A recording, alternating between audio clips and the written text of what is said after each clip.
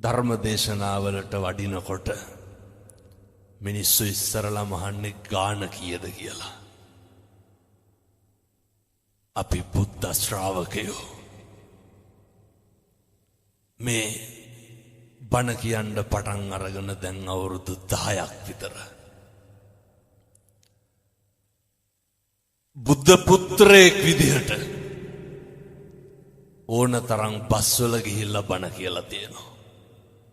කාට පිං සිද්ධ වෙන්නද? අම්මටයි තාත්තටයි පිං සිද්ධ වෙන්න. අම්මගේ තාත්තගේ ලේධාඩිය කඳුළු කිරිවල ණය ගෙවන්ට වෙන්නේ කොහොමද? ධර්මයෙන් කුසලයෙන් විතරයි. කවදාවත් මේ ජීවිතේ දහස් ගාණක් මිනිස්සුන්ට බණ කියලා ඇති. එක රුපියලක්වත් අරගෙන නෙමෙයි. මිනිස්සු ඔය වඳින අත් දෙකෙන්මයි බෙල්ල මිරිකන්නේ. කම්පාවෙන්ට නරකයි. අර මතකද පොඩි කාලේ අහලත් ඇති. එක පොකුණක් තියෙනවා වතුර හිඳිච්ච. පොකුණේ ඉබ්බොත් ඉන්නවා, මාළුත් ඉන්නවා, කොක්කුත් ඉන්නවනේ. වතුර හිඳුනට පස්සේ ඉබ්බෙක් ඇවිල්ලා කොක්කුන්ට මොකක්ද කියන්නේ? කොකෝ වතුර තියෙන තැනකට ගිහින් දාපන්. කොකා කියනවා ගිහින් දාන්න. ගමන ඉවර වෙනකන් කට අරින්න එපා. මේක හොඳ පණිවිඩයක්. කට වහගන්න තරමට ප්‍රශ්න අඩු නැද්ද? කවදා හරි හොඳ හාමුදුරු කෙනෙක් ගෙනල්ලා හොඳ බණක් අහන්න. එතකම් මම මේ කියන ටික පිළිපදින්න. කොක්කු දෙන්න කෝටුවක් අරගෙන දෙපැත්තෙන් හපා ගන්න. ඉබ්බට කියනවා මැත්තෙන් හපා ගනි. උඩින් යනවා. හැතැම්මක් විතර යනකොට යට හිටපු මිනිස්සු වගේ ඉබ්බට ඔච්චම් කරනවා. ඉබ්බෙක් උඩින් යනවා කියලා. අපිට කොච්චර ඔච්චම් කරලා තියෙනවද මිනිස්සු? මෙහෙම දේශනා කරන්න හේතුව මිනිස්සු හරි කුහකයි. එහෙම නැනේ. මිනිස්සු හරි ඊර්ෂ්‍යයි. මිනිස්සු කැමති නෑ පින්නතුනේ අපේ දරුවෙක් විභාගයකින්වත් පාස් වෙනවට කැමති නෑ. හරියට පද හදනවා. ඔය ඇත්තන්ගේ පැතිවල එහෙම නැතුව ඇති. මම කියන්නේ බොහෝ පැතිවල එහෙමයි. මිනිස්සු හරියට ගතු කියනවා. සමහර විට මේ අම්මලාට මතක් වෙනවත් ඇති අපේ ගමේ අහවලා වාගේ කියලා. මිනිස්සු එහෙමයි. මිනිස්සු කවදාවත් සතුටු නෑ අපිට හරියනවට. හරි කැමති වරදිනවනම්. ඉබ්බටත් ඕක උනේ. ඉබ්බ යනකොට මිනිස්සු ඔච්චම් කරා. ඉබ්බ මොකද කළේ? අර මිනිස්සුන්ට බැන්නා. බනිනකොට ඉබ්බ වැටිලා මැරුණා. අපි මොකද කරන්නේ? කියමු බලන්න. ඔය ජීවිතේ කේන්ති ගියා නම් කවදා හරි කේන්ති ගියේ. පින්නතුනි මම මේ හරි කරුණාවෙන් දේශනා කරන්නේ. එක වචනයක්වත් අහක නම් දාන්න එපා. එක වචනයක්වත් අපත යවන්න එපා. මේ පින්නතුන් ජීවිතේ කේන්ති ගත්තනම් කේන්ති ගත්තේ කවුරු හින්දාද? කවදාවත් මේ අම්මලාට තාත්තලාට ගෙදර දවල්ට බත් කාලා ඉඳගෙන ඉන්නකොට ඔය කේන්ති ගිහින් තියනවද? නිකන් ඉන්නකොට නෑ. ඉබ්බට කේන්ති ගියේ කවුරු හින්දාද? කොහෙවත් යන මිනිස්සු ඉන්න. අපිට කේන්ති කියන්නේ ඇයි? කොහෙවත් යන මිනිස්සු ඉන්න. විනාශ වෙන්නේ කවුද? අපි. මතක තියාගන්න ඕනේ. ඉබ්බා මැරෙනවා. සතියකට විතර පස්සේ අයත් කොක්කු දෙන්න එනවා. තව ඉබ්බෙක් ඉඳලා කියනවා කොකෝ වතුර තියෙන තැනකට ගිහින් දාපන්. කොක්කු දෙන්න මොකද ඉබ්බට කියන්නේ? කවදාවත් ආයේ ඉබ්බෝ ට්‍රාන්ස්පෝර්ට් කරන්නේ ඇයි? ඉබ්බන්ගේ කටවල් හොඳ නැහැ. 1000ක් පොරොන්දු ගිවිස්සනවා මොකේද? පොරොන්දු වෙනවා කොකෝ කට අරින්නේ නැහැ ගිහින් දාපන්. අයත් පරණ විදිහට කෝටුවක් අරගෙන දෙපැත්තෙන් හපාගෙන යනවා. හැතැම්ම 2ක් විතර යන්න ඇති.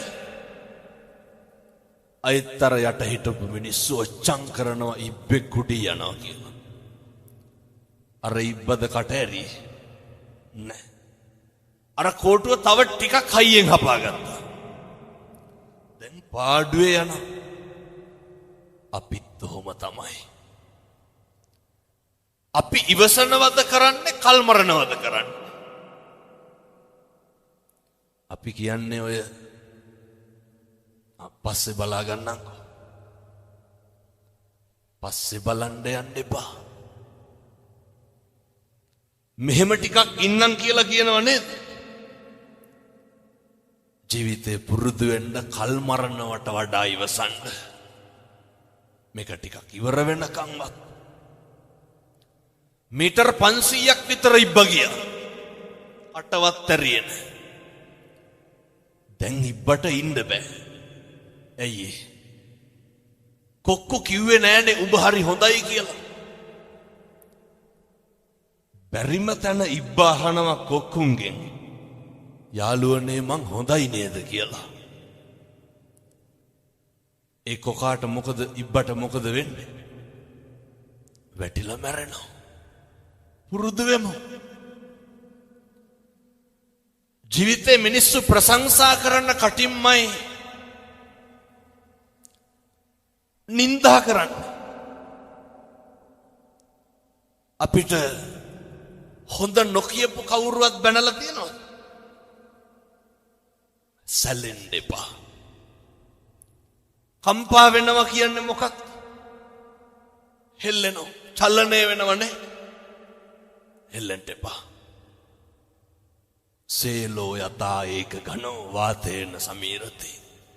එවං නින්දා ප්‍රශංසාසු න සමිච්ඡන්ති පණ්ඩිතා. පර්වතයක් වගේ ඉන්න.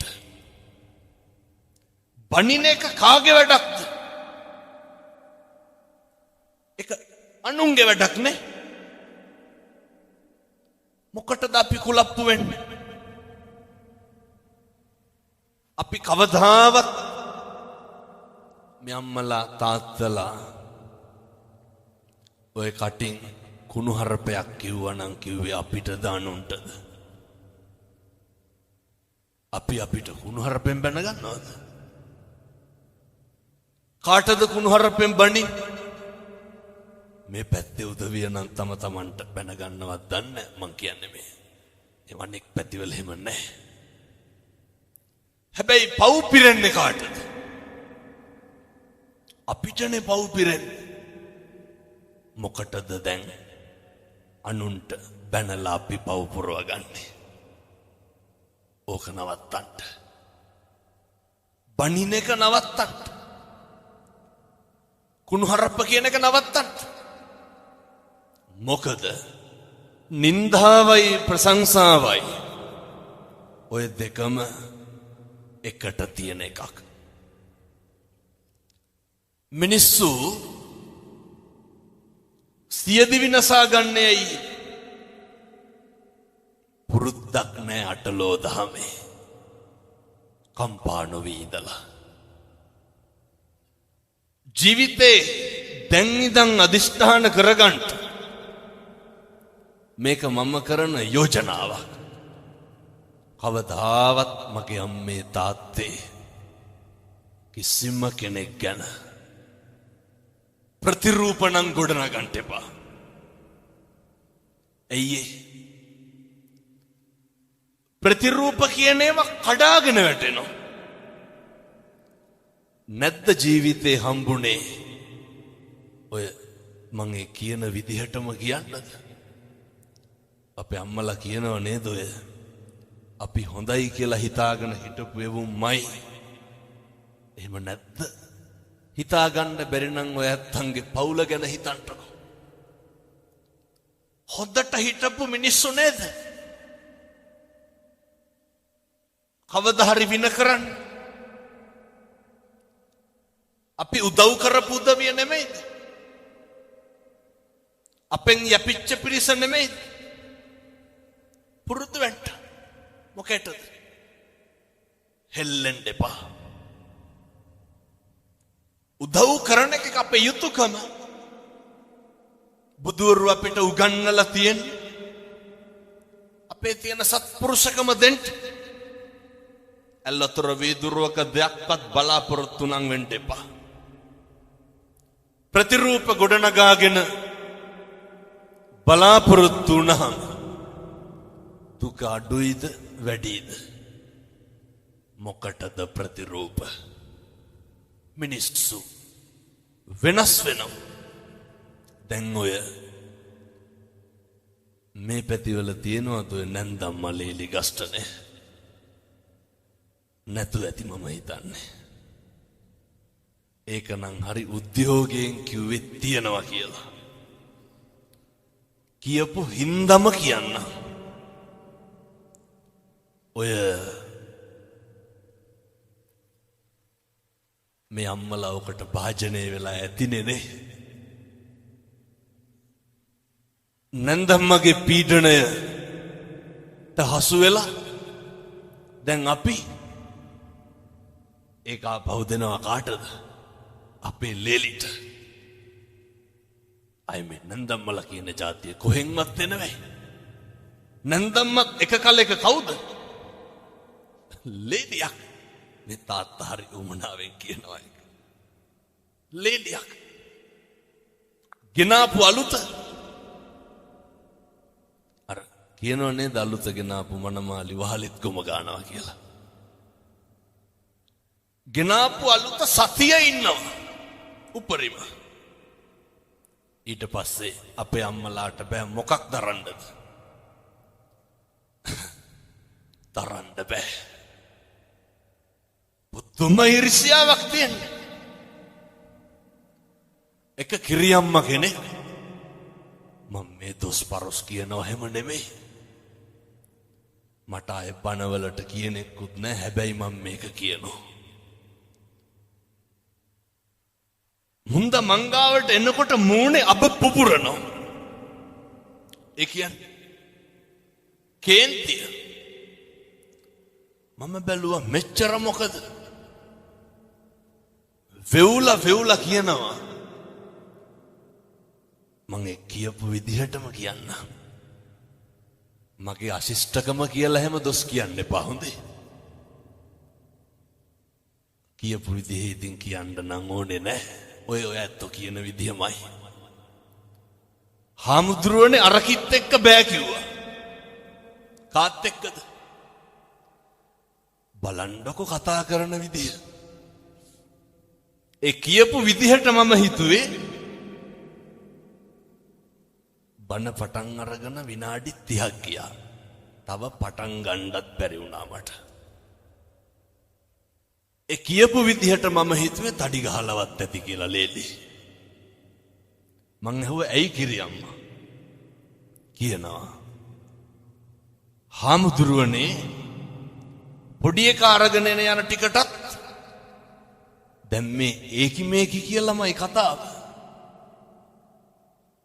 පොඩි එක අරගෙන යන ටිකටත් මූණ හොදලා පවුඩර් ගන්න ඕනලු.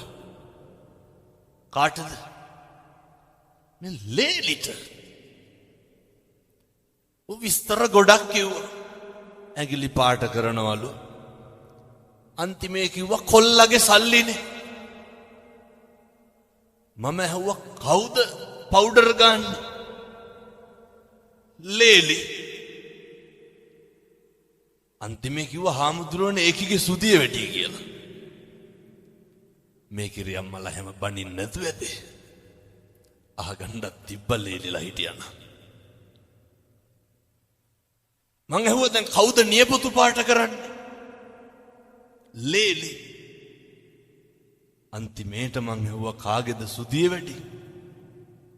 ලේලිගේ. මොකටද එහෙනම් ඔය පුපුරන්නේ? ඒව වැඩි ලේලිගනේ. දරන්න බෑ. පුරුදු වෙන්න ඕනේ. ඉවසන්ට පුරුදු වෙන්න. සමහර කිරියම්මලා කිරියත්තලා අම්මලා තාත්තලා ඉන්නවා. කොල්ලෙක් ටැටු එකක් ගහපුවා.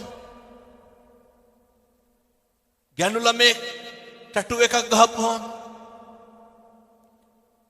මේ ලෝකේ නැති කතන්දර කියනෝනේ. මං ඒ දෙයියගේ නම නම් කියන්නේ. එක දෙයියෙක් ඉන්නවා මායම් වෙනකොට හොඳට බොනවා. දොහොත් දීලා වඳිනවා.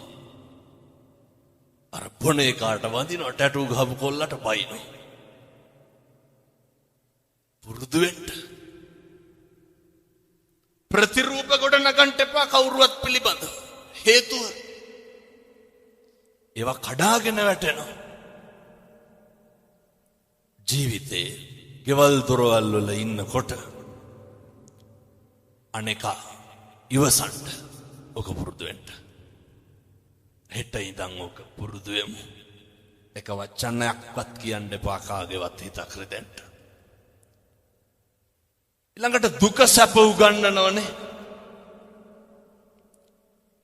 ජීවිතේ කාලයක් තියෙනවා. අපේ බුදුහාමුදුරු අනේ පිට සිටුතුමාගෙන් බිම්බිසාර රජුරුවන්ගෙන් විශාකාවගෙන් කොසල් රජුරුවන්ගෙන් මණික් අල්ලපු කුටිවල වැඩ හිටියේනේ. එහෙමනේ. අවසානයේ වේරංජාවේ වැස්වසුවට පස්සේ යවහල් වළඳන්න උනේ නැත්. මේවා හරි. කියන්නේ දුක සැප ලෝකේ ඇති යති පෙරලිනේ. මේක සමබර වෙන්න ඕනේ. කම්පා වෙන්න නරකයි දුක් වෙනවා කියලා. බුදුරු දුක් වුණාද? නැහැ. සමහර අම්මලා තාත්තලා කියනවා මෙතන කවුරුවත් නම් එහෙම කියන්නේ නැතුව ඇති. ඔය මෙරිලවත් යනවා නම් කියලා කියන්නේ නැත්. හදිස්සි නම් මට කියන්න. ඔච්චර මැරෙන්න ආස නම් මිරික ගන්න උන 6 විනාඩියක් විතර. අතාරිනවා. කිව්වට හරි බයයි. කවුද මැරෙන්න බය නැත්තේ? එහෙනම් මොකටද ඔය කියලා කම්පා වෙන්නේ? දරා ගන්න පුරුදු වෙන්න. ඒකට මේ ධර්මයක් තියෙන්නේ. අපි දරාගෙන ඉන්නේ මොකෙන්? ධර්මයෙන්. දුක් විඳින අපිට සැප විඳින්න වෙයි. සැප විඳින අපිට දුක් විඳින්න වෙයි. ජීවිතේ දවසක් එනවා මරණානුස්සති කමඨහං දේශනාවේ බුදුහාමුදුරුවෝ උගන්වනවා. ඔය මේ ඉඳගෙන ඉන්න විදිහට නෙමෙයි සමහර විට හෙට ඉන්න වෙන්නේ. ඒ හින්දා දරා ගන්න පුරුදු වෙන්න. අර මතකද දැන් අවුරුදු 2ක් විතර ඇති. දක්ෂ ව්‍යාපාරිකයෙක් තාත්තා කෙනෙක්. කෝටි ගාණක බිස්නස් එකකට එළියට බැස්සා. බහිනකොට ගෙදර හිටපු පොඩි එකා ගල් කැටයක් අරගෙන කාර් එකේ අතුල්ලනවා. තාත්තා ඩිකිය ඇරලා ඩිකියට දැම්මේ බ්‍රීෆ් කේස් එක. ඩිකිය තිබ්බා වීල් බ්‍රෂ් එක. පොඩි එකා ගල් කැටෙන් අතුල්ලනවා කාර් එක. කේන්තිය කොච්චර ආවද කියනවනම් අර වීල් බ්‍රෂ් එක අරගෙන කොල්ලට ගැහුවා. දමලා ගැහුවා. පොඩි එකා කරන සමහරක් දේවල් දිහා බලලා සතුටු වෙලා නැද්ද තාත්තලා? එහෙමනේ. ප්‍රතිරූප ගොඩ නගන්න එපා. මේ වචනේ නම් කියන්න පුළුවන් පැය 4ක් විතර. මේවා හරි මධ්‍යස්ථ වෙන්න. දුකක් ඇති වෙනවා නම් පින්නතුනේ, ප්‍රශ්නයක් ඇති වෙනවා නම් මැදිහත් නොවීමේ නිසා නෙමෙයිද? අර පොඩි එකා මොකක්ද අර කාර් එකේ ඇඳලා තිබ්බේ? කොල්ලා ගල් කැටයක් අරගෙන කාර් එකේ ලියලා තිබ්බා. මම මගේ තාත්තට ගොඩක් ආදරෙයි කියලා. පුරුදු වෙන්න ඉවසන්න. තප්පර 30ක් ඉවසලා බෙල්ල හරවලා බැලුවනම් ගහයිද ගල් කැටේ වීල් බ්‍රෂ් එකේ? මම මගේ තාත්තට ආදරෙයි කියලා ලියලා තිබ්බේ. ජීවිතේ ඉවසලා බැරිම තැනක් එනවනේ. ඔතන දිවසන්ට මේක හෙට ඉඳන් ප්‍රගුණ කරන්න. මේවා ප්‍රගුණ කරන්න කල් දාන්න එපා. ගෙදර ඉන්නකොට ස්වාමියාට බනින්න කලින්, බිරිඳට බනින්න කලින්, දරුවන්ට බනින්න කලින් දෙපාරක් හිතන්න. මම පල්ලේ කැලේ බණකට වැඩියා බන්ධනාගාරේ. අවුරුදු 22ක විතර තරුණයෙක්. අඬලා වැඳලා කිව්වා, හාමුදුරුවනේ එළියට ගිහිල්ලා මේක කියන්න. කියන්නලු කවදාවත් අනුන් හින්දා. අපි කාට හරි ගැහුවොත් අනුන්ට ගහන්නේ නේ. විඳවන්නේ කවුද? අපි. පුරුදු වෙන්නලු එක විනාඩියක් ඉවසන්න. බන්ධනාගාර අධිකාරිවරයෙක් ලිපියක් ලියනවා. මරණ දඬුවමට උරුමකම් කියන හිරකාරයෝ 100ක් කරගෙන අහන්නේ හේතුව විදිහට මොකක්ද කියන්නේ? මහත්තයෝ එක විනාඩියක් ඉවසපු නැති එක. එක විනාඩියක් ඉවසුවා නම් මොකද වෙන්නේ? පිහියෙන් අනීද? වෙඩි තියයිද? බෙල්ල කපයිද? නැහැ. අම්මේ තාත්තේ පුරුදු වෙන්න. මේ එකක්වත් අපිට ඕන විදිහට වෙන්නේ නැහැ. බුදුවරු කොහොමද පැහැදිලි කරේ? අචින්තිතම්පි භවති චින්තිතම්පි විනස්සති. මේ ලෝකේ කවදාවත් හිතන දේ වෙන්නේ නැහැ. වෙන දේ හිතා ගන්නත් බෑ. එහෙම නෙමෙයිද? ඕක අපි දන්නවනේ. මොකක්ද අපි කියලා මේ ලෝකෙ වෙන්නේ? මේක හැම එකක්ම වෙනස් වෙනවා. නැද්ද? මොකක්ද වෙනස් වෙන්නේ නැත්තේ? දරුවෝ වෙනස් වෙනවා. කියනවා නේද? බැඳ ගමන් පවුල් දෙදරනවා කියලා. එක මේකේ හැටි. මේ ලෝකේ හැම එකක්ම වෙනස් වෙනවා නම් අපි නඩත්තු කරන අපේ ළඟම තියෙන වස්තුව මොකක්ද? අපේ ඇඟ, අපේ ශරීරය නේ. මේ කෙස් ටික වෙනස් වෙන්නේ නැද්ද? මම මේ කියන්නේ බාහිරයේ පැත්තකින් තියලා අපිට ඕන විදිහට ඕක තියාගන්න පුළුවන්. කවුද අර ඇමරිකාවේ පොප් ගායකයා අවුරුදු 100කට විතර වැඩියෙන් ඉඳ හිටියේ? Michael Jackson. මොනවාද ජැක්සන්ට තිබ්බ අඩුපාඩු? අපිට දැන් මොකක් හරි වුණොත් හික් අඩුවට උපරිම යන්න තියෙන. අය මොකෝ දැන් නව ලෝකෙට යන්නේ. ඔය තියෙන එක දාගෙන යනවා. මයිකල් ජැක්සන්ට මොනවාද නොතිබ්බේ? ඇඟේ හැම කොටසක්ම ගබඩා කරලා තිබ්බනේ. දක්ෂ පක්ෂකම් තියෙන වෛද්‍යවරු 24 පැය සූදානම්ෙන් හිටියා. මරුනේ නැත්. අපි ගැන කවර කතාවද? කොරෝනා තිබ්බනේ නේ. මහරජා මරුනේ නැත්. මොකද සල්ලි නැතුවද? මංගල සමරවීර මහත්තයා දඩබ්බර සල්ලිකාරයෝ මරුනේ නැත්. ගම්වල අපිට තිබ්බේ දෙතුන් පාර හොදපු මාස්ක් එක විතරයි. කම්මං දල්හං කින්ති කරෝමි.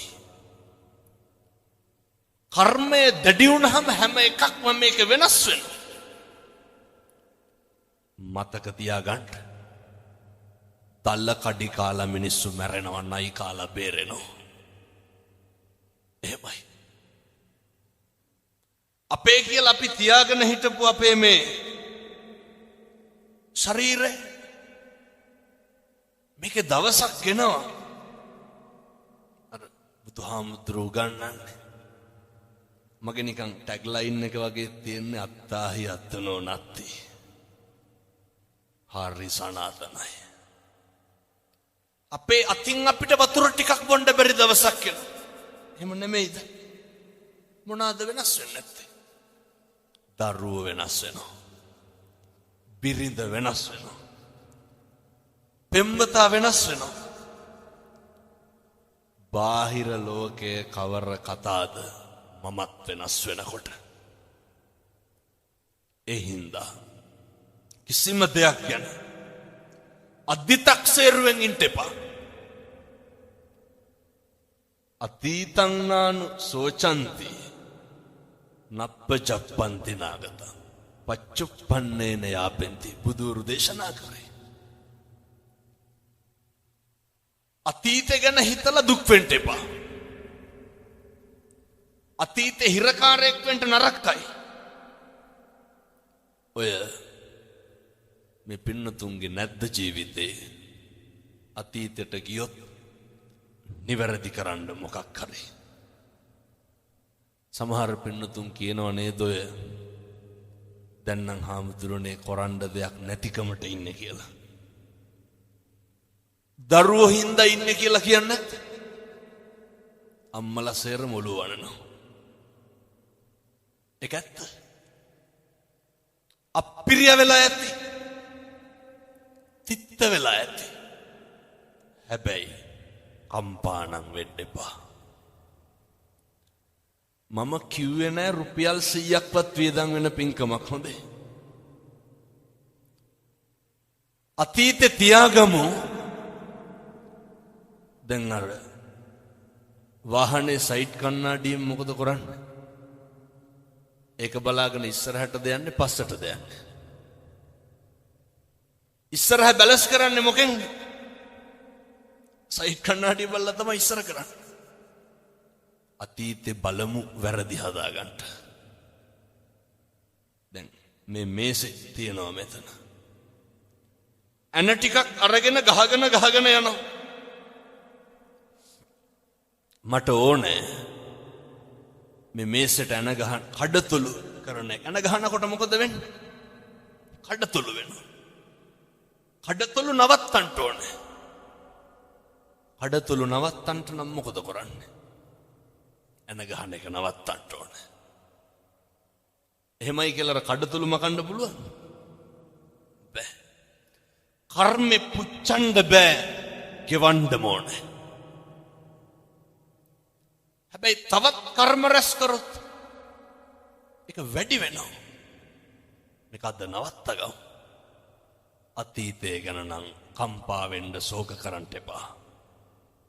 වර්තමානයේම මෙහෙම දේශනා කරන්න හේතුවක් තියෙනවා. මම බණ කියනකොට මැරෙන්න පුළුවන්. ඔයත් බණ අහනකොට මැරෙන්න පුළුවන්. මේ ජීවිතේ මේ වංචාකාරයාට මේ හිත කියන ඕකනේ ප්‍රශ්නේ. රවටන එක නවත්තගමු. අර අහලා තියෙනවද? බොහෝ දෙනෙක් දන්නවා. එක ව්‍යාජ වෙලෙන්දෙක් ඉන්නවා. පොළට බූරුවෙක් අරගෙන එනවා. මොනා කියලාද බූරුව අරගෙන එන්නේ? මේ බූරුව වසුරු දානවා. වසුරු දානකොට බූරුවගෙන් වැටෙන්නේ මොනවාද? රංකාසි. ව්‍යාජ පශ්චාත් භාගයක් හදාගෙන ඇවිල්ලා තමයි දැන් පොලේ තියාගෙන විකුණනවා. අර ව්‍යාජ රංකාසි වැටෙනවා වසුරු දානකොට. එක වෙලෙන්දෙක් වැඩි මිලට ගන්නවා. ඇයි මම මේ අපි ගැන කියන්නේ? වැඩි මිලට ගන්නවා. අරගෙන ඇයි දැන් මේ බූරුව රංකාසි වසුරු දානවා? අපේ අම්මලා තාත්තලා හොඳට අහගන්න ඕනේ. අපි බූරුව නම් ගන්නෙ නෑ. ගෙදර අරගෙන ගිහිල්ලා දැන් බලාගෙන ඉන්නවා බූරුව වසුරු දානකම්. වසුරු දානවා රංකාසි නෑ. අය බූරුව රංකාසි වසුරු දානයි. ගියා පහුවදාම විකුණපු වෙලෙන්දයි ගෙදරට. යනකොට ගෙදර හිටියේ නෑ. බිරිඳ කියනවා මුදලාලි ගෙදර නෑ. පණිවිඩේ යවන්නම් ටිකක් ඉන්න. එහෙම කියලා ගෙදර හිටපු බල්ලට ගැහුවා. ගහලා කිව්වා මහත්තයා එක් කරගෙන වරෙන් කියලා. බල්ලා ගහනකොට දුවනවනේ බල්ලෝ. ඉතින් හොරතල් නෑ. ඒ විදිහෙම බල්ලෙක් එක්ක අර ව්‍යාජ වෙලෙන්ද ආවා. ඇවිල්ලා දැන් අර බූරුව සල්ලි වල ගත්ත මනුස්සයට පුදුමේ මොකක්ද? මේ පණිවිඩ කියන බල්ලෝ ඉන්නවා. දැන් අර යකාට බූරුව අමතක වුණා. දැන් මොකේටද පුරකන්නේ? අපිමයි. දැන් පුරකනවා බල්ලා ගන්න. හැරිලා බැලුවොත් නරකද අතීතේ. එකපාරක් මදිද රැවටුණා. මේ හිත කියන වංචාකාරයා. බල්ලා සල්ලි වලට අරගෙන යනවා ගෙදර. ගිහින් දීලා බිරිඳට කියනවා මං කියන විදිහටම කියන්නද? තමුසෙයා එන්න ඕනේ නැහැ මං හොයන්න. බල්ලට ගහලා පණිවිඩේ කියනවා. බිරිඳ පහුවදා මොකද කරේ? ඌමනාවකට බල්ලට ගහලා පණිවිඩ. බල්ලු පණිවිඩ කියනයි. බල්ල දිව්ව යන්න. දැන් පහදන්න බෑ. පහුවදා 25ක් 30ක් විතර ආවා. ගෙදර ගියා මුදලාලි. ඒත් අර ව්‍යාජ වෙලෙන්ද ගෙදර නැහැ. ඊට පස්සේ ටිකකින් ආවා. ආපු ගමන් ව්‍යාජ වෙලෙන්ද බිරිඳගෙන් අහනවා ඇයි මේ මිනිස්සුන්ට සංග්‍රහ කරේ නැත්තේ? අර මිනිස්සු ආවේ දැන් වෙලෙන්ද උස්සගෙන යන්නේ මරන්න.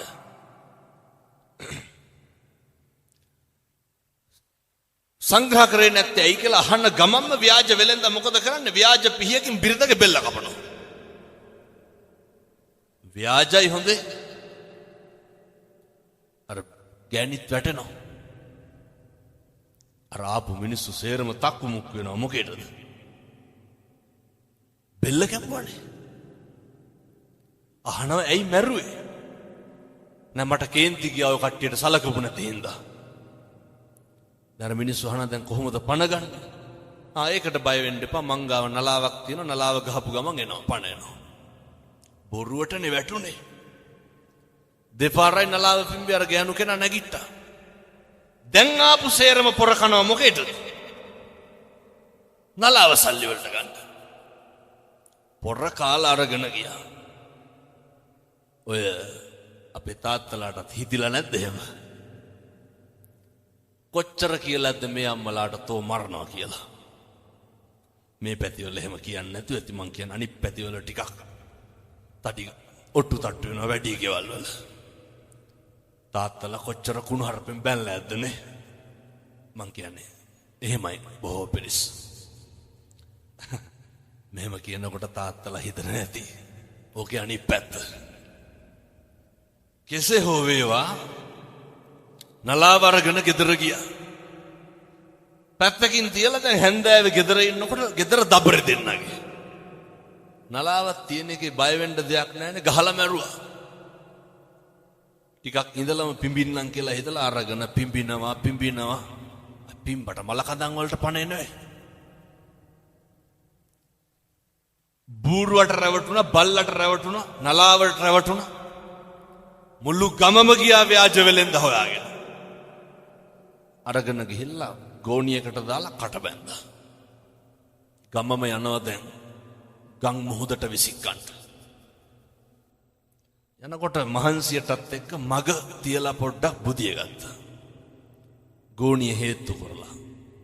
හරක් 300ක් දක්කගෙන වෙලෙන්දෙක් යනවා. එඬේරෙක් යනවා. මේ ගෝපල්ලා බලනවා දැන් අර මිනිස්සු බුදු ගෝණියක් තියෙන. කට ලෙහෙලා බැලුවා. ඇතුලේ කවුද හිටියේ? අර ව්‍යාජ වෙලෙන්ද. ගෝණිය ලෙහෙනකොටම වෙලෙන්ද කියනවා ගෝපල්ලාට. කෑ ගහන්න එපා. මේ මිනිස්සු එක්කහුව වෙලා මම මේ හොඳ තැනකට කසාද බන්දන්න අරගෙන යන්නේ මං කැමති නෑ. ගෝපල්ලා කල්පනා කරුවා මොකක්ද? හොඳ තැනකින් බැඳ ගන්න පුළුවන්. ඉවරයක් තියනවද මේ රැවටෙන එකේ? වහිනා වෙලා ඇහුවා වගේ නෙමෙයි හොඳේ හැදෙන්නත් ඕනේ. අපි හැදෙන්නේ නැහැ. අය මේ ජීවිතය යන පළවෙනි බණයි. කොච්චරවත් අහලා ඇති ඔයිට කලින්. ගෝපල්ලාට කියනවා තමුසේ කැමති නම් හොඳ තැනකින් බැඳ ගන්න පුළුවන් ගෝණියට බහැපන්. ගෝපල්ලත් ඒකමයි කාර්යය කියලා ගෝණියට බහිනවා. ව්‍යාජ වෙලෙන්ද කට බැඳලා හරක් ටිකක් තරම් ගෙදර යනවා. ගමේ මිනිස්සු මොකද කරන්නේ? ගෝණිය පිටින් අරගෙන ගිහිල්ලා මුහුදට විසිකනවා.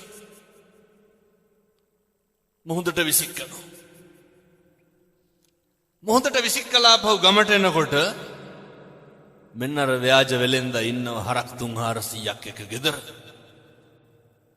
ගමේ මිනිස්සුන්ට පුදුමේ. ගමේ මිනිස්සු අහනවා දැන් මුහුදට දාලා අපි කොහොමද දැන් මේ ගෙදර ඉන්නේ? ව්‍යාජ වෙලෙන්ද කට උල් කරලා කියනවා ඔයාලා මාව මුහුදට විසික්කා. මේ ශ්‍රියාකාන්තාව වැඩියා. මං වඩා ගත්තා. හරක් 300ක් එක ගොඩින් තිබ්බා. දැන් ගමේ උන් පොර කනවා මොකේද? ශ්‍රියාකාන්තාවගෙන් හරක් ගන්න. අහනවා ව්‍යාජ වෙලෙන්දගෙන් අපිටත් බැරිද අරන් ගන්න?